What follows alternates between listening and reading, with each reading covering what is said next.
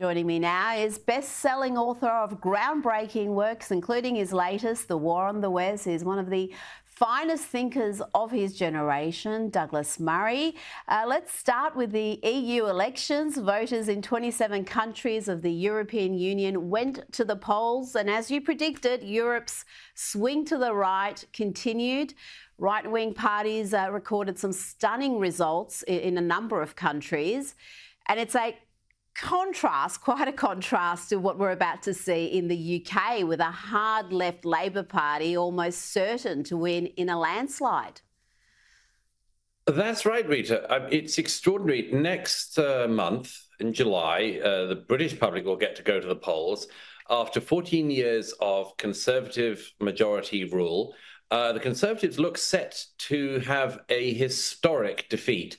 There's even polls this week that would put them as the third party in Parliament beneath the Liberal Democrats. This would give a thumping majority to the Labour Party, even bigger than the Blair landslide in 1997. It's an astonishing prediction, and I think all the polls show that it's basically immovable now. And it's a result of something that you and I have talked about before, Rita, which is the extraordinary failure of the Conservative Party under now 5 prime ministers to do what the public has asked them to do. I mean, for instance, David Cameron came in 2010 promising to bring net migration down from the hundreds of thousands a year to tens of thousands. And the latest figures were almost 1 million. So the British public, from disgust at the Conservative Party and its treachery and failure of any attempt to really keep its mandate, is going to be voted out. And in the British system, there's really only one way to do that, which is to be voting in Labour. Meantime, as you say, the whole of the European continent is going to the right, and to parties, indeed, which until very recently were described as far right. I noticed that the new one that the media is doing is calling parties hard right, which is a strange and suggestive title. But it seems that hard right is what we now have to call parties that we used to call far right once they actually get into power or become the main party representing their country in the European Parliament. It's an astonishing turn-up. It is, and with the EU elections, we saw in France, Marine Le Pen's national rally had a remarkable result. Macron's now called a snap poll for later in the month. And it's interesting that in France, as elsewhere in Europe, it's largely young voters who are veering to the right. Again, a significant departure from what we see in other parts of the West. In France, they've got a charismatic 28-year-old, Jordan Bardella, who's using social media really effectively to connect with young voters. Do you see that trend being replicated in countries like Australia and US and UK, where young voters tend to vote for left-wing parties? Often even Labor's not left-wing enough for them. They're opting for parties left of Labor. Yes, I mean, that's been the trend and the expectation, but the European continent is bucking that trend.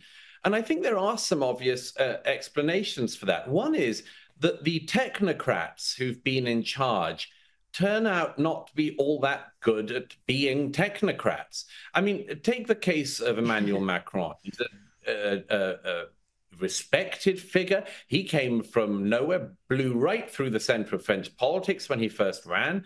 Now, he had a reputation as being an efficient technocrat.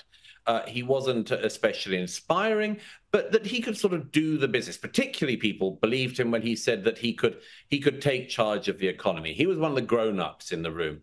Well, you know, 2 weeks ago, Standard & Poor downgraded the French economy just ahead of the EU election. And that is something which I think has been massively overlooked by the foreign press. You know, when somebody says, look, I know migration's out of control. I know that we have serious security problems. I know that people keep on blowing stuff up in our country or trying to blow stuff up. After all, there was an attack that was thwarted just a couple of weeks ago from an Islamist cell that were trying to attack the forthcoming Paris Olympics. Okay, I'm trying to keep on top of that. But the main thing is that I'm in charge of the economy and I can do a good job. When that proves not to be the case, I think the voters think quite understandably, look, the thing you said you could do, you couldn't do. And there's all this other stuff you haven't done. We'll try someone else. And I think that's what's happening actually across the continent. But you're right, Rita. It's a really interesting reversal of what was expected to be the trend. Maybe we've all been led astray by this weirdo far left fringe in all of our countries who sort of portray themselves as the voice of the next generation. And maybe they're not. Maybe they're not at all. And the young French and others are actually going to the right. Jordan Bardella is one example. And the media are desperately trying to portray his victory in exactly the terms I predicted they would.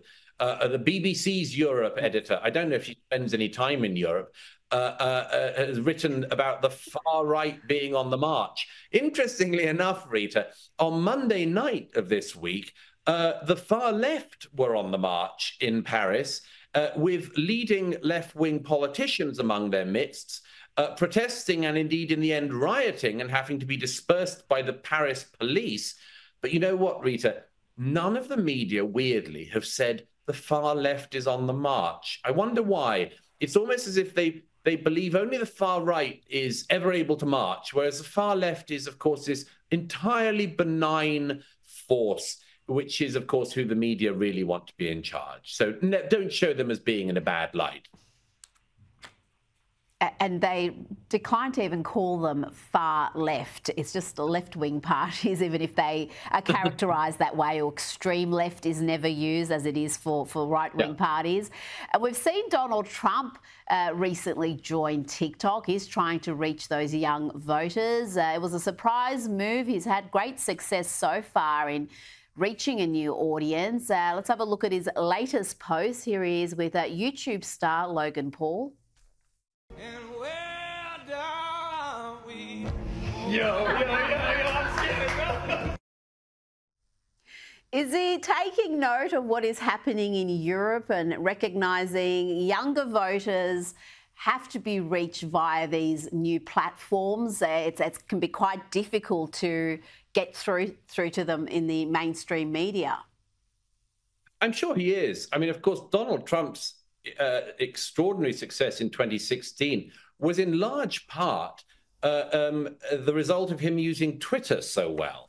Of course, you know, the then pre-Elon Musk Twitter couldn't forgive itself for being used in this way and was obviously mortified. But remember how well he used Twitter. All of the ad money that his opponents were spending on the traditional networks, he didn't need to spend because everyone was writing about him and talking about him on the basis of any moment's tweet. His two thumbs saved millions and millions of dollars of ad campaign spending. This time, it's sort of inevitable he'll try other mediums, and the TikTok will be one of them. And we'll see if it works. We'll see. There's no reason why young Americans are going to have to vote Democrat any more than why young French voters are going to have to vote for the far left parties there.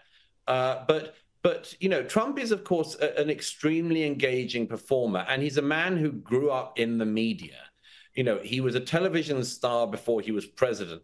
He's very, very aware and very canny about using media and social media. So it'll be very interesting. I suspect that his rivals will do everything they can to cut off this way of accessing directly the public. But there won't be very much they can do.